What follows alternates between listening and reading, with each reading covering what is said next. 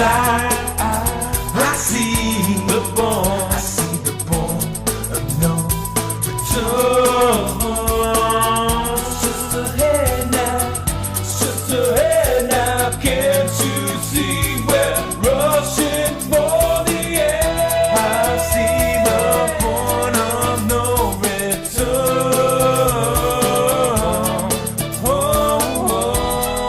Now I see the point of no return.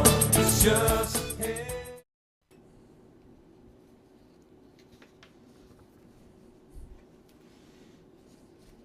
Well, good evening. Yeah, I'm a little out of place, aren't I? For those of you who got enough of a dose of that old Southern boy with straw for brains last night, you might want to get out your favorite adult beverage because you're about to get inundated with yet another. It was kind of amusing. I had a pretty vigorous work day, and as old geezers often do, I decided I'd just lay me down for a little bit of a nap late this afternoon when the phone rings and oops, hey, can you fill in tonight? And I said, oh, well, I'm a good company man. I'll put something together and see if I can entertain these folks. So yeah, tonight instead of Deborah Tavares, who was supposed to be our normal Tuesday night guest, and instead of Karen, who was going to fill in for her, you're stuck with Gary Hendershot, who's normally your Monday host on a Tuesday. Get used to it. Last night I was commiserating a little bit about how befuddled I was trying to decide, what to do about buying a new car. Those of you who, listen to my, crying in my beer over it, I'll give you a brief synopsis. I haven't bought a car in about a decade. Okay, I'm just not really into automobiles. For me, it's a mode of transportation. As long as the darn thing works, I'll drive it. So I'm driving a 12-year-old car. I think the wife's driving about an 11-year-old car, and I got my son in one from 1998. So my fleet of automobiles is aging. I've decided, okay, it's time. I haven't bought a car in a decade. It's time to support the economy and go out and spend some money. So I've been looking around at cars. One thing I did not even think to look at is one of these new all-electric cars. Now, there's a few of them on the market. I guess the most reasonably priced is something called a Leaf from Nissan or something like that. It's one of these things, where you plug it in and it's good for, a short commute. They're kind of limited on their range. Electric cars at this point, I look at them and I say, gee, that's a great idea. I can see certain advantages to them, but do I really want to invest my hard-earned money in a technology that I do not really believe is mature yet? I'm just not the kind of guy to be the first one on the block to have something. I'll let 1,000 other suckers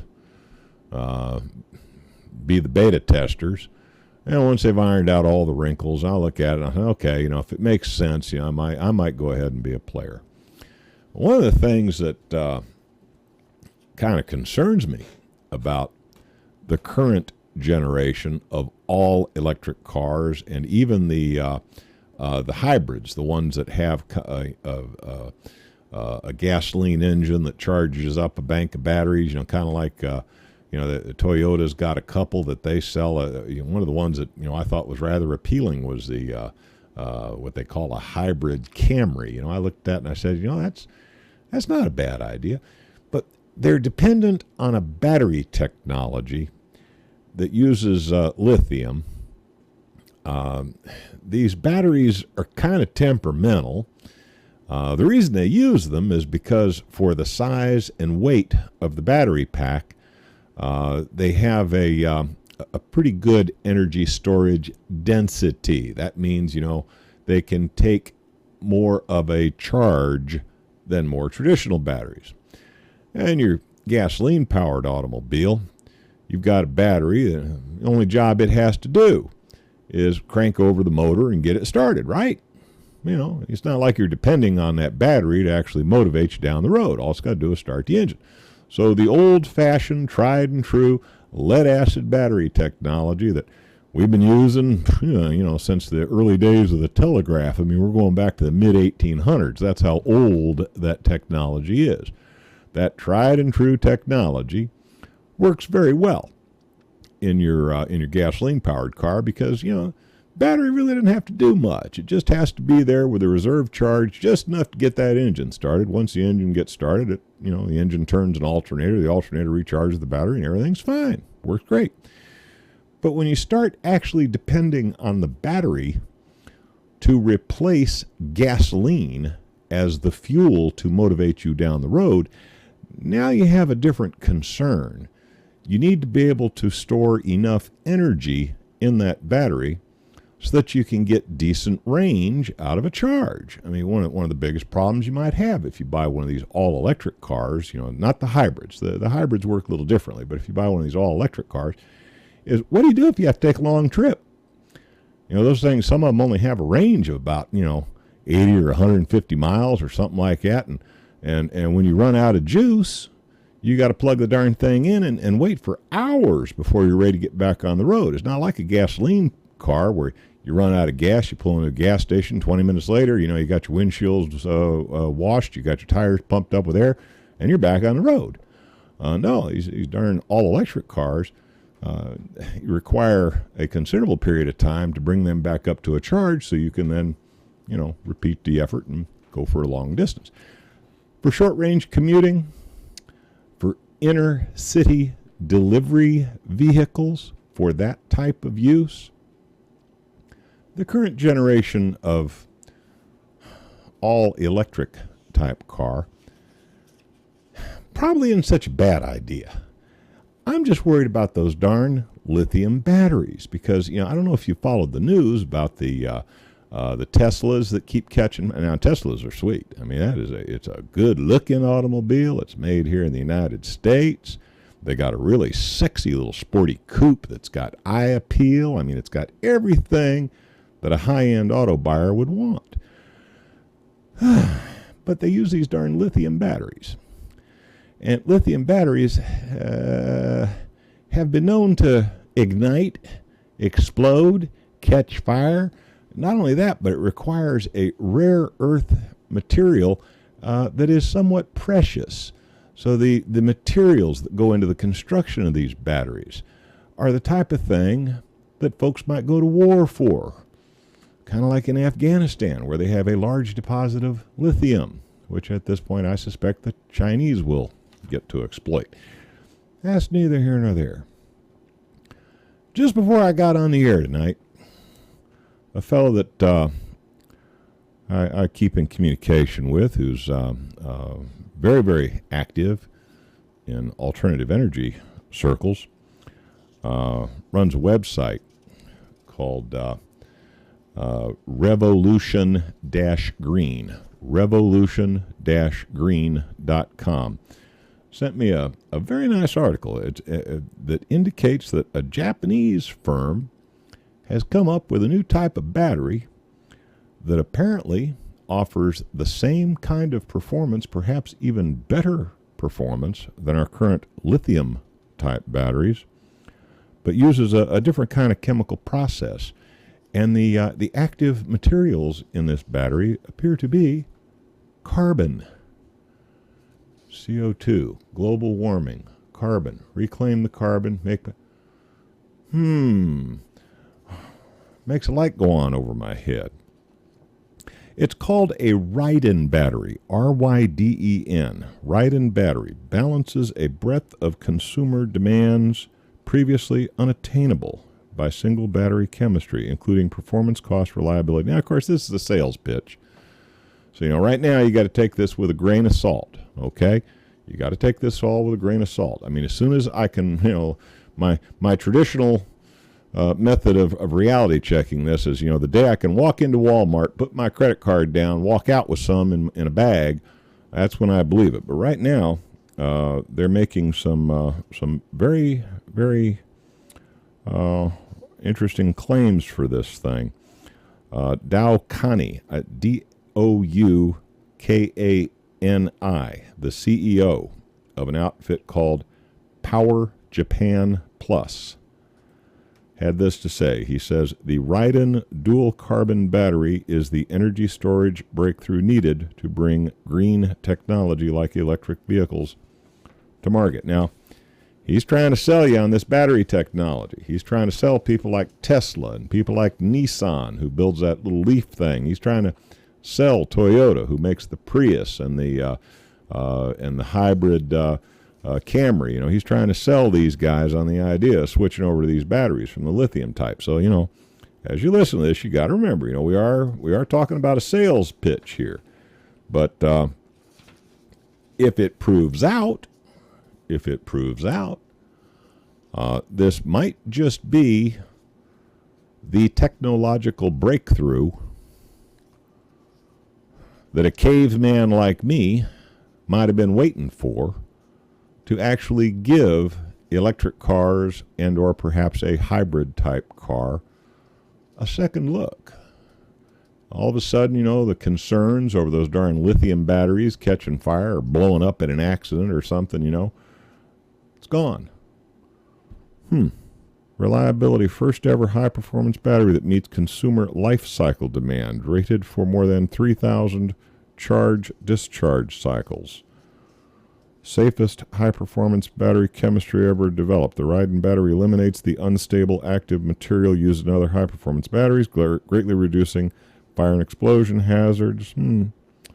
Finally, the W.A.N battery can be 100% charged and then discharged with no damage to the battery. Contains no rare metals, rare earth metals, or heavy metals, and is 100% recyclable. Every once in a while, it's nice to have some good news put on the table. We get so wrapped up in problems in Ukraine and problems in Nevada and cops killing women for no good reason, and let's face it, there's plenty of bad news out there, and I'm sure you've gotten more than your usual dose of it if you've been listening to alternative media for any reasonable time. So every once in a while, I think it's great to put some good news out there on the table. This is a very optimistic piece, and if you get a chance and you'd like to read the full article, I would highly recommend you cruise over to revolution-green.com, look up the article, see what you think. See if maybe, if that next Toyota Prius had a battery like that under the hood, maybe you might consider a bit greener automobile than what you're currently driving. Something to think about. And a little bit of good news for a Tuesday when so many other things seem to be going awry. Let's see here. Also in the news, once again, federal tax revenues set a record through April. Now, here again, April 15th being the deadline for filing, a lot of guys like me, I only get paid once a year. So, once a year I'd write myself a paycheck, once a year I pay taxes. That's the way a lot of people operate. So, April 15th is always a big time of year for the IRS. That's when they collect a lot of receipts. But once again, their quarterly revenues have hit new records.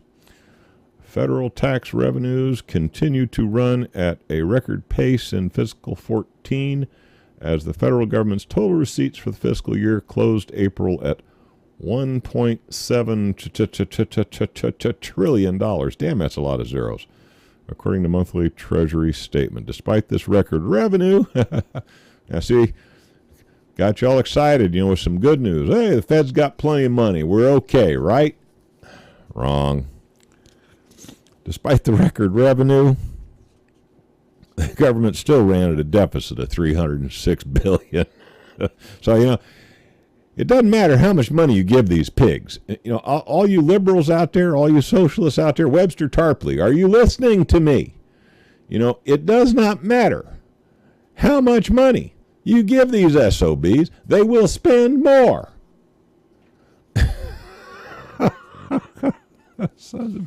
Oh, well. Let's see here. After the 1-month April 2013 surplus, the federal government promptly returned to the red in May. Through all of fiscal 2013, the federal government ended up running a deficit of $680 billion, according to Treasury. The White House Office of Management Budget has estimated that in the full fiscal 2014, the federal government will collect a little over $3 trillion in taxes and spend $3.6 trillion. So, even though they get more money in the till than ever before, they're still, if I ran my household economics the way the government ran, I'd either be bankrupt or in jail or both. I'm not sure. It's just crazy. Oh, boy. And of course, I can't hardly go a week without talking about one of my favorite topics. I just love Obamacare. I thank Obama so much for giving me free health care. It just warms the cockles of my heart, especially, me being an old geezer. The idea of Obamacare is all you youngsters out there who think you're immortal and probably wouldn't even have bought health care until you had kids or something. All of a sudden you find yourself settled. You got obligations. You got responsibilities.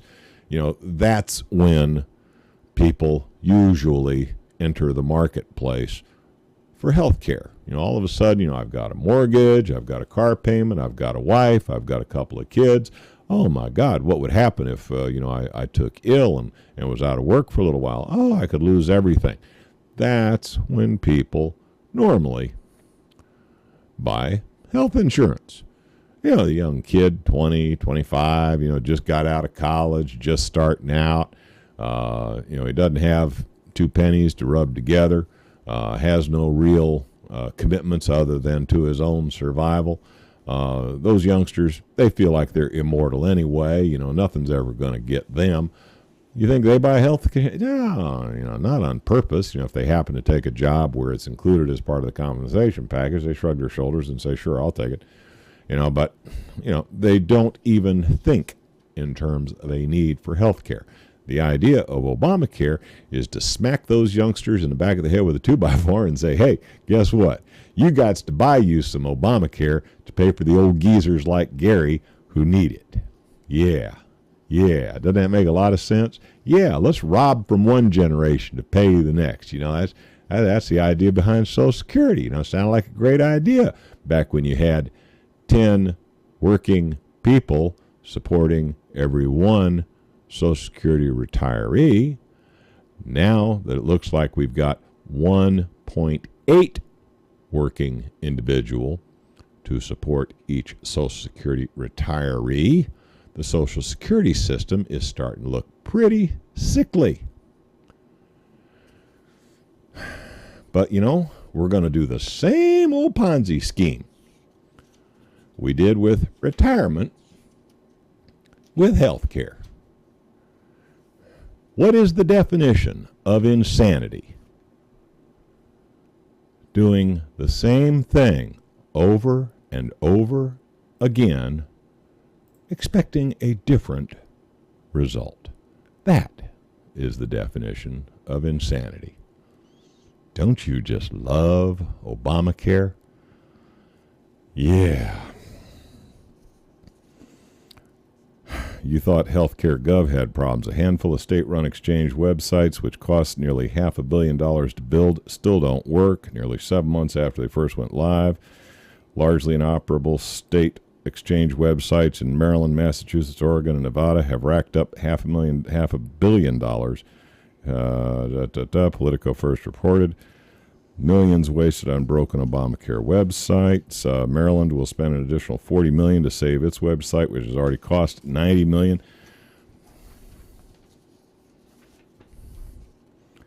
I just love Obamacare.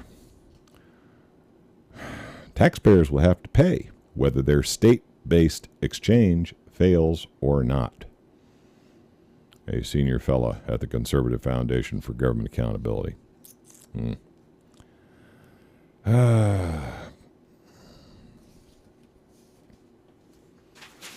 Again, what is the definition of insanity? Well, let's see. If I timed that right, I should be hearing the music. And sure enough, it's time to take the first break of the evening. Please stand by. I'll be back with more Wide Awake News right after these important commercial announcements. And we're back from that blatant commercial interruption of the evening.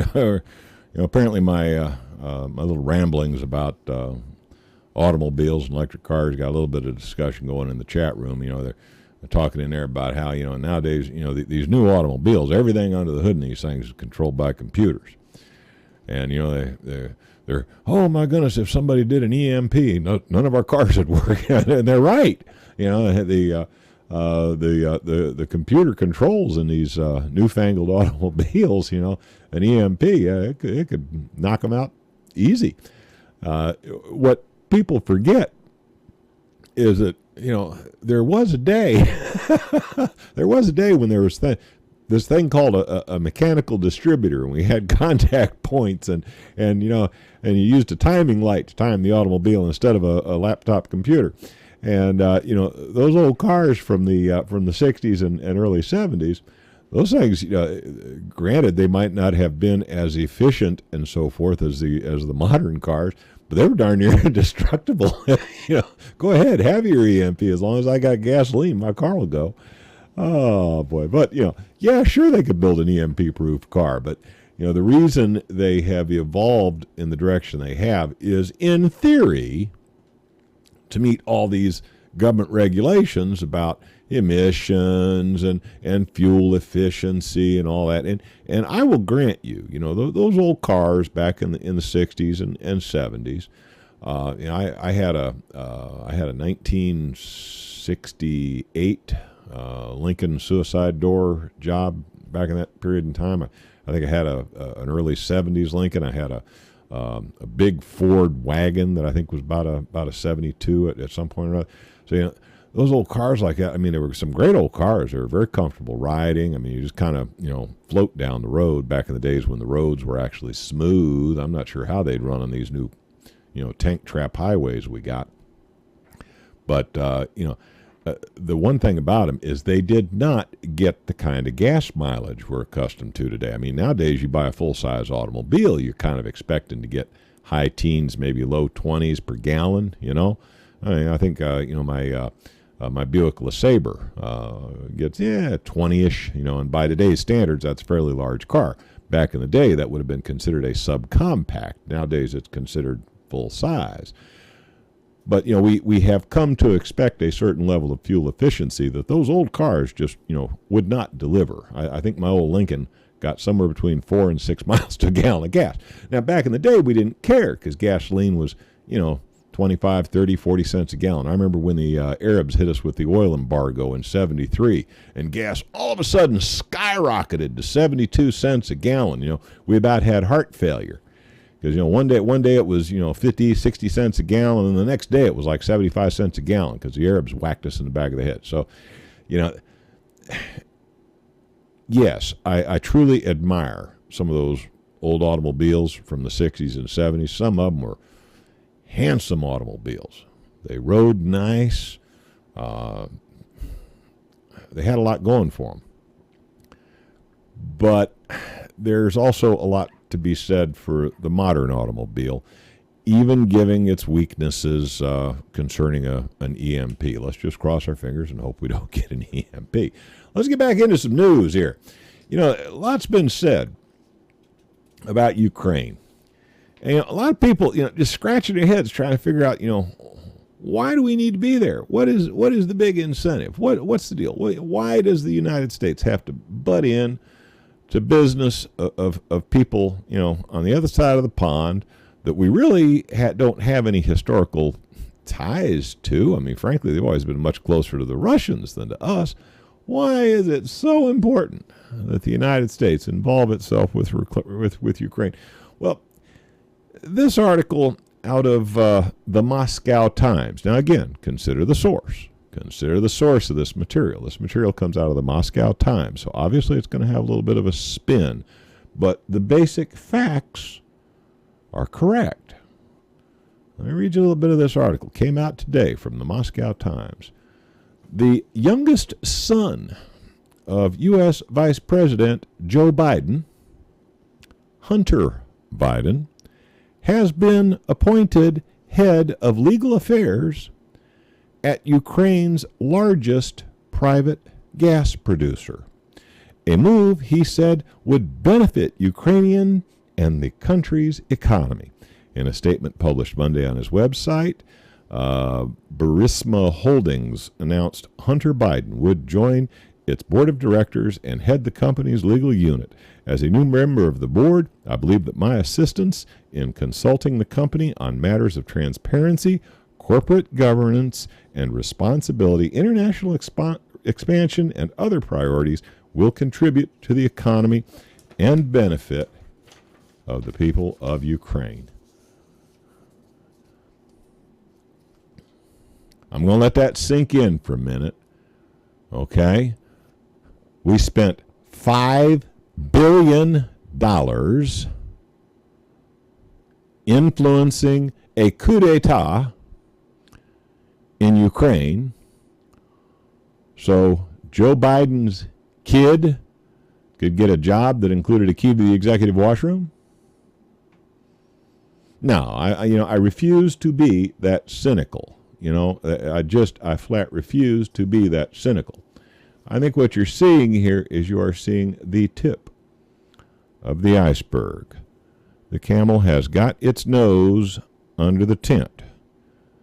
Keep watching, or that SOB is going to be smack dab in your sleeping bag. And to you Ukrainians, do you not see what is going on? Are you blind? Hunter's father, as U.S. Vice President, has repeatedly rebuked Russia for its reported involvement in Ukraine. Wait a minute. A little like pot calling the kettle black. I mean, it's okay for us to meddle. But you Russians who have, a historical presence in Ukraine, we can meddle. But,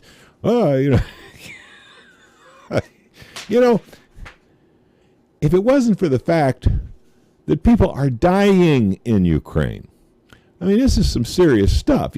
This would all be laughable. This could be a sitcom. This would be a great storyline for a sitcom. I would love to see it played out on TV. And I would love to see those guys who do South Park do the Ukraine story. I bet they could do great with it. Those guys would do a marvelous job.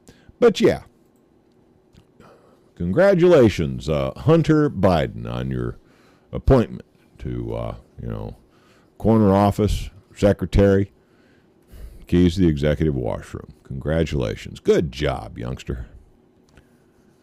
In a related bit of news, this is from Reuters. Again, just came out today. The U.S. government has released new satellite pictures on Tuesday, which it said showed Russian forces were still near the Ukrainian border in recent days, contradicting Russian assertions that they had been withdrawn.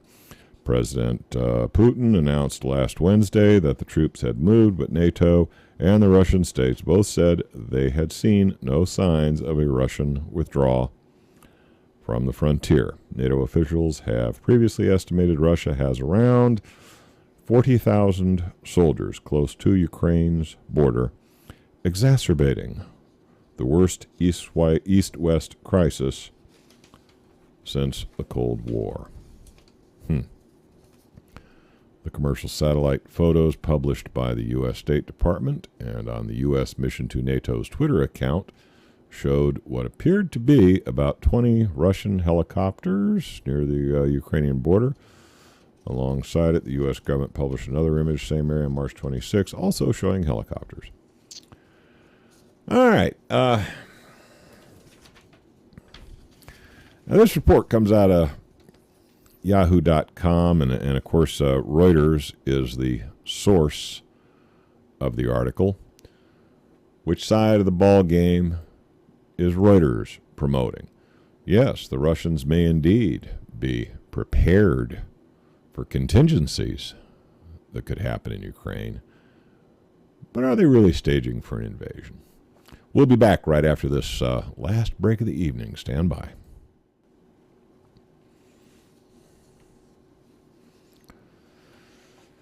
All right, that is the last break of the evening, and I got about 10, 12 minutes to try and finish up these last few little bits I want to get out there. But I do want to get you thinking a little bit more about these most recent revelations coming out of the Ukraine situation. Now, middle of last week, under a lot of pressure, Vladimir Putin said, okay, we don't want to, make it any worse than it already is. We'll go ahead and, back some of our troops away from the border with Ukraine. Okay. Now, since that time, we've heard rumors of Blackwater guys on the ground on the other side. We've heard rumors that the Saudi Arabians had brought in Muslim extremists who are willing to fight on the NATO side. We have seen some ghastly video that appears to be Ukrainian armed forces gunning down unarmed civilians whose only crime was that they wished to vote in a referendum on secession. And given all that, if you were, an alien visiting from another galaxy, and you were a truly objective observer looking down on this scene, how would you judge the circumstances? I mean, would you say it was prudent of Vladimir Putin to leave some resources in forward positions just in case? Or would you say that that move was a provocation? Would you think that perhaps these foreigners coming in on the other side, supposedly our side, to stir the pot, shall we say? Would you say that was a provocation, or would you say that was a prudent move? Now, if you had absolutely no dog in the race, and you were truly an objective observer looking at this from, 20 miles up, how would you judge? Who would you consider to be the aggressor? Who would you consider to be prudently defensive? On that one, you're just going to have to make up your own damn mind.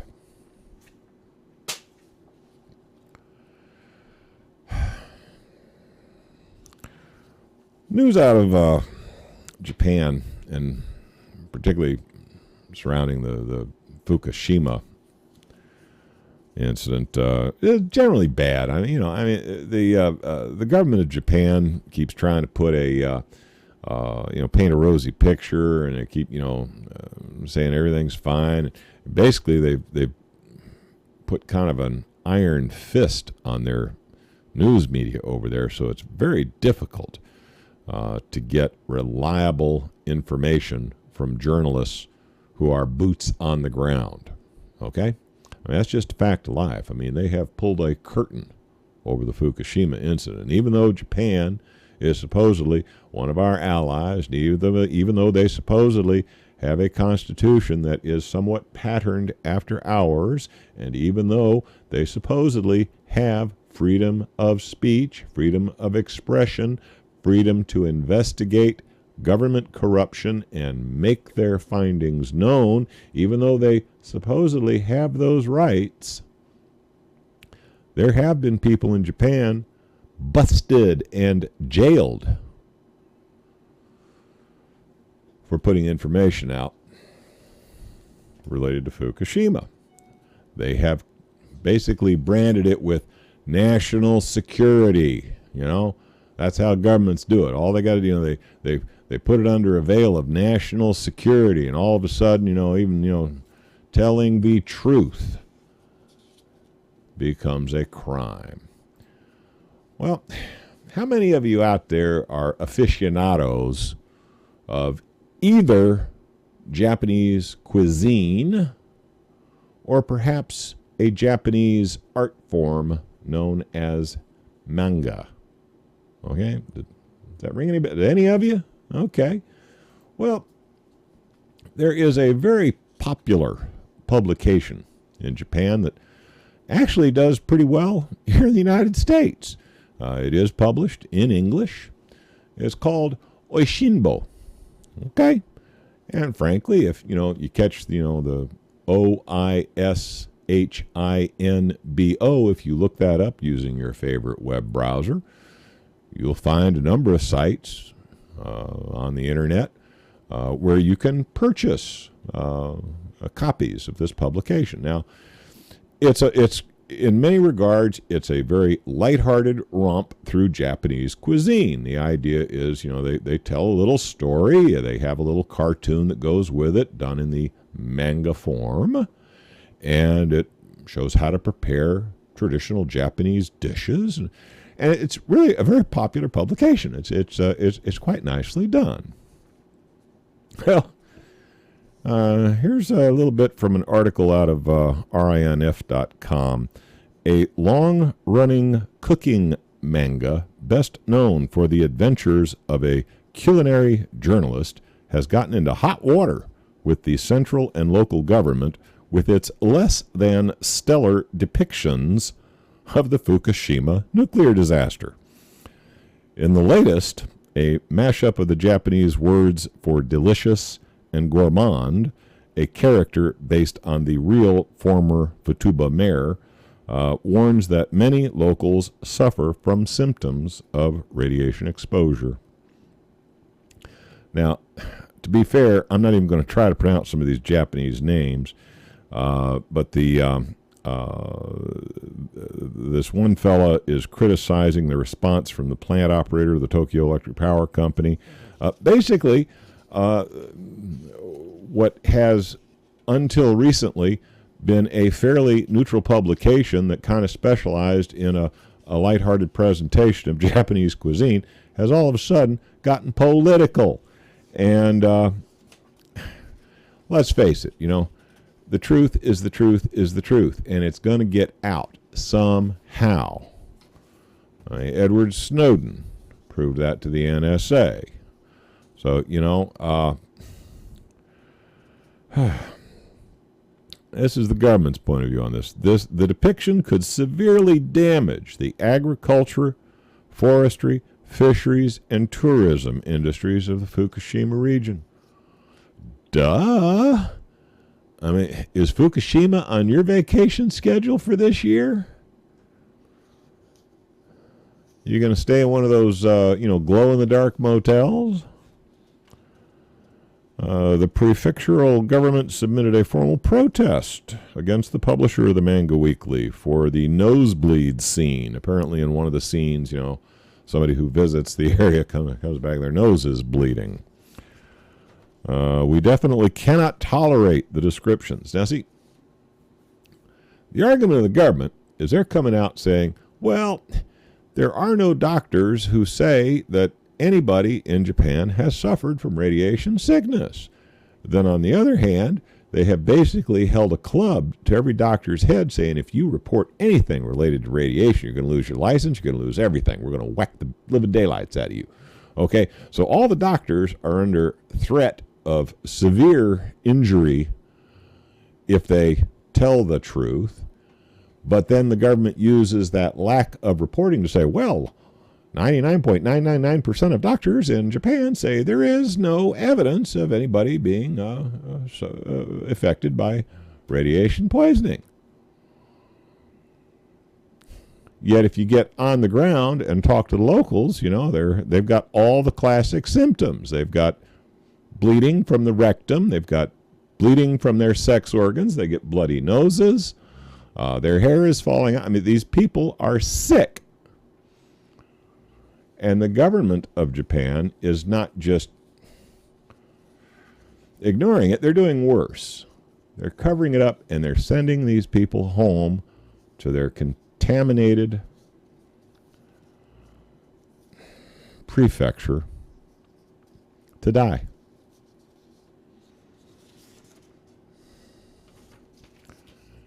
And they don't want you or the rest of Japan to know about it. How many of you realize that Fukushima is not the only big radiation leak that we here in the United States have to be concerned about?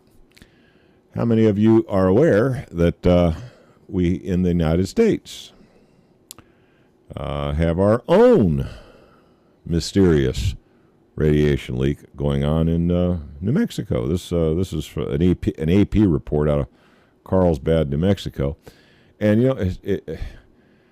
I'm going to go ahead and try to be objective as I read this, but I'll tell you, when I first read this, I about laughed myself silly. So, pay attention, see what you think. A mysterious radiation release that has indefinitely shuttered the federal government's only permanent nuclear waste dump may have been caused by a change, get this now, here comes the punchline, may have been caused by a change in the type of kitty litter that is mixed with the toxic waste. They're blaming kitty litter?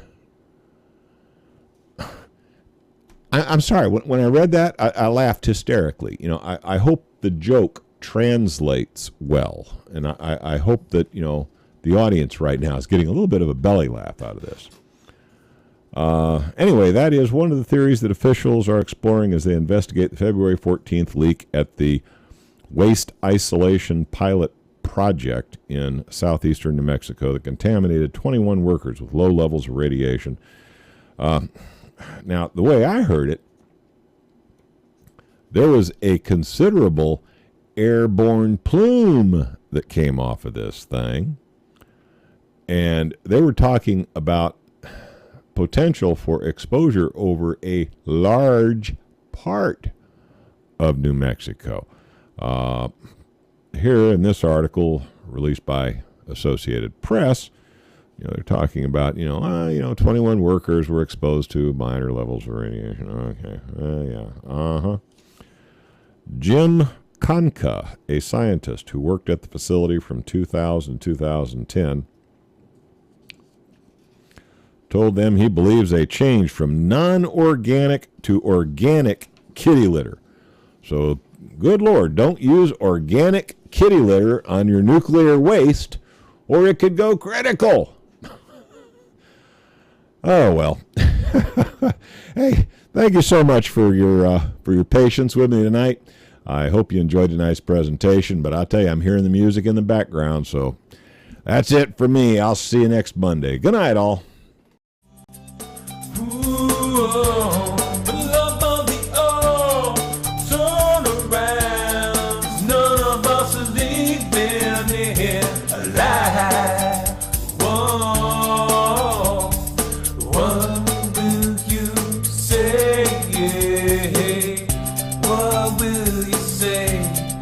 What will you do? Oh, what will you do? What will you do? Oh, I'm calling out to you. Won't you turn around? Oh, I'm calling out to you. Won't you turn around?